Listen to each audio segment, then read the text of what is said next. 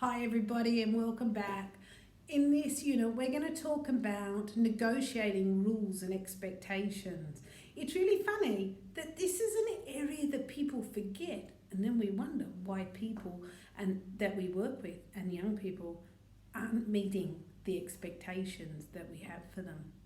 So, I just want to take a few minutes to recap some of the stuff that we've already talked about.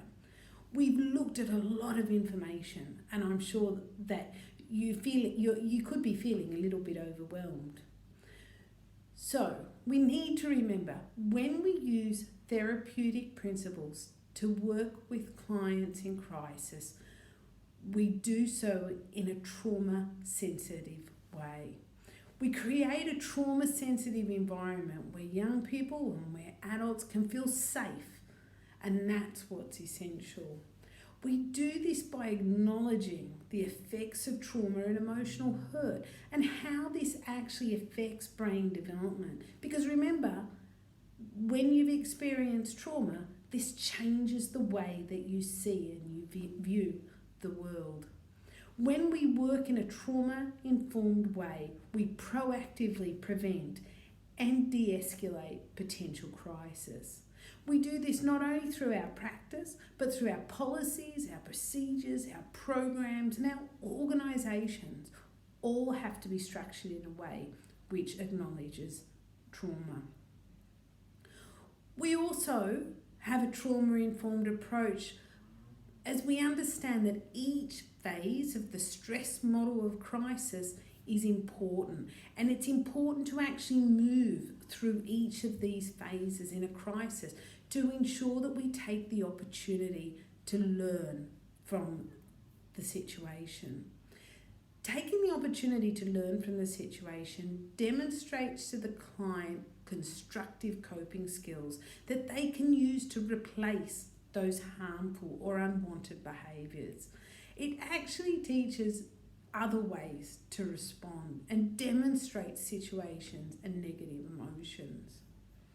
When we have to manage a crisis in a therapeutic manner and intervene in a manner that reduces the risk of harm to children and staff, we always want to do so in a therapeutic way, in a way which acknowledges the effect of trauma. We've also learned that we can actually prevent crisis situations by creating a safe and secure environment. And we do this by those three things: routine, consistency, and predictability. And remember, this is so important from the practice, program, organisational perspective, but also from environmental perspectives and personal perspectives as well. We talked about being professional. We're always professional. We have purpose in what we do, and we use effective communication. So look, let's move on to negotiating rules and expectations. I want you to have a think about this. When you have a think about when you started the work that you're doing now, how did you know what the expectations and the rules were?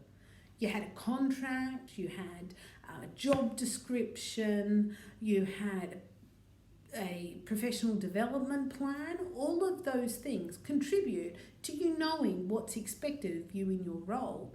There's also other things. So there's things like the rules and regulations around the work that you do, government legislation, all of those things that are your responsibility to know so you understand the rules and expectations of your position. Negotiating rules and expectations with our clients is a vital element of reducing the frequency and intensity of crises within our services. We often assume that people know what's expected of them, and therefore we don't have to tell them. This assumption could not be further from the truth and actually reveals a problem with how we communicate. Fuzzy expectations are unfair. They're unfair to the individual, to the programs and the teams and the organisation. They also sow the seeds of mistrust and disengagement. What is more, proper accountability is nearly impossible when we don't have clear expectations. Communicating expectations to the people that we work with and following through consistently is crucial for establishing clear limits and safe routines. Expectations, when stated politely, express and constructively erase any doubts and build confidence in our service for our clients. Setting clear expectation is a shared responsibility, and it's crucial to creating high-performing programs. So how do we actually set those clear expectations? How do you make sure that they are clear? You do so by being clear and specific with ourselves to start with about what it is that we expect. We'll always include timelines and decide whether to set expectations verbally, in writing, or both. We need to make sure that communication is clear and in a non-fuzzy, direct matter. I'll give you an example, a really good example. Often one of the rules in residential homes or in programs is that we treat people with respect. Now, what I view as respectful and what you view as respectful might clearly be very, very different. So when I encourage organisations and programs to set clear expectations in their program, I ask them to be specific about what it is that being respectful means. So that could involve no bad language. It could involve turning up on time, ringing if you're not attending, all of those things. We need to be specific and use language which is appropriate. You need to be aware of your body language. We always need to be in any aspect of our work, and check for understanding. Ask for a recap from your client, either verbal or written, and clarify if necessary. Confirm for an understanding and ask them for a commitment. You then need to make sure that you're going back and you're revisiting it. Sometimes we have people who will be in our programs for a long, long time. We need to make sure we go back and make sure that those expectations are clear on a consistent basis for those clients. So look, I want you to have a think about it.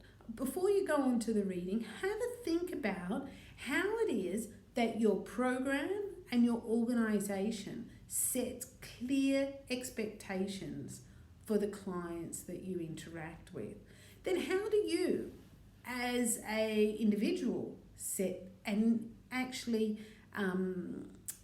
put into place those expectations?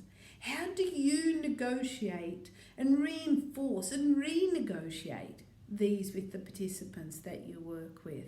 Have a think about it. I then want you, of course, then to go on and do the reading. Of course, this is always additional to what we actually do in the face-to-face training, so I hope you enjoy it. And then have a look at the activities. I'm sure that you'll get a lot out of this. Thanks, guys. Bye-bye.